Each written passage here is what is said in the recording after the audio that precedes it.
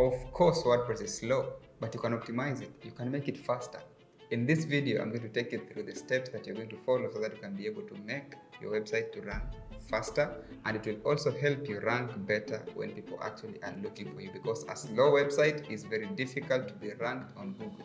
So these are some of the reasons that makes WordPress websites to rank very low in terms of speed. Maybe your hosting server is very slow. Maybe you're not optimizing your images. Maybe you're not using caching plugins. Maybe you're having too many plugins that are not updated. So it's many things that actually, when you look at it from a technical perspective, you can be able to solve mostly on your site, not on WordPress sites. It's on your site. So the problem lies on how you, as the web designer, is actually going about to fix this kind of issues, and I'm going to take you one by one and how you can do that. So the first one is ensure that you have the fastest host. So when you're choosing a hosting provider, get a hosting provider that has been properly assessed, tested by other designers and developers, and they are actually benchmarked as some of the fastest providers. If they are running their servers on light speed, then I recommend you to actually do that. So you should be able to look into that. Another problem is the theme that you're choosing. Use lightweight WordPress themes. A lightweight WordPress theme is a combination of both the database, the code that is in that theme, the images that are in that theme, the plugins that also come with that theme. So you should be able to look at the themes that you're actually, even the time you're downloading it, you can be able to analyze the speeds that you're actually putting in your particular WordPress. That's why I recommend using a theme like Astra or Hello, Elementor, and then you can use Elementor template kits, and then you can be able to build your websites from there. But getting these pre-built themes that have too much codes and too much plugins that you are required to actually subscribe to will end up slowing your website, regardless of how when you're testing that theme on Theme Forest or whichever place that you're buying it, it is very fast because they're using light speed servers. They have optimized themselves. You don't know what they've done, right?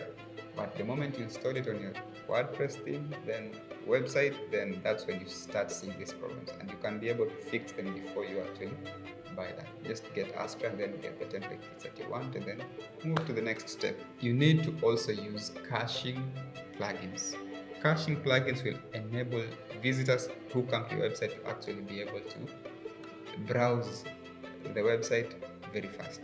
Caching plugins will enable you to actually store a static site so that it can be easy for your viewers to actually browse your site very fast without having to take too much time loading the website. It's essential for you to use that. Some of the recommendations we have is W3 Total Cache, which is a plugin that is highly recommended by designers. This one is very important. Optimize your images. Don't take your camera, take a picture which is maybe 4K resolution, which is maybe 19 MBs, and then you want to upload it on your website. It will slow your website eventually. You'll have a website which is, one image is 19 MBs. You need to be able to optimize those images, and you can use online tools, or you can use Photoshop to actually shrink down the size without losing quality. So optimize your images. Optimization means you just have to compress the size, reduce the size without losing quality. And we have plugins like Smash. Smash is a very good plugin. It enables you to actually optimize the images by getting small, different types of sizes without losing resolution, so that when I want to access your website using my mobile device, it will actually show me the image that is fit for the mobile device. If I'm using a tablet, it will show me the image that fits that tablet. If I'm using a desktop computer, then it's going to show me the high resolution one, right? So that is very important. Optimize your images using both plugins and also before you upload those images, reduce the sizes first. That's what I do before I actually do that. Also, you need to use something called CDN. CDN serves multiple things. It helps with security. It helps with speeding up that particular website of yours. CDN is a very good example is Cloudflare. When you go to any website that is properly secured, they use CDN. So it puts that extra security, and it also speeds up your website so that visitors do not have to waste too much time. Updating your themes and plugins will enable you to get rid of the bugs that might be affecting loading of your website.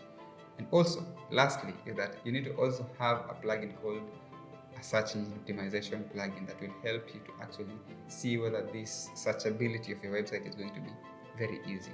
You need to be able to install a plugin like Yoast because it will help you to do that optimization of the website. So by implementing these steps, you are going to be able to speed up your website exponentially. You're not going to be complaining anymore about the speeds. Just keep in mind to always ensure that those plugins that you install are always updated and the theme is always updated. Don't use cracked versions. Always get the licenses. I'd rather use the free version than the cracked versions, right? See you in the next video. We're going to be talking more about web design and video content creation.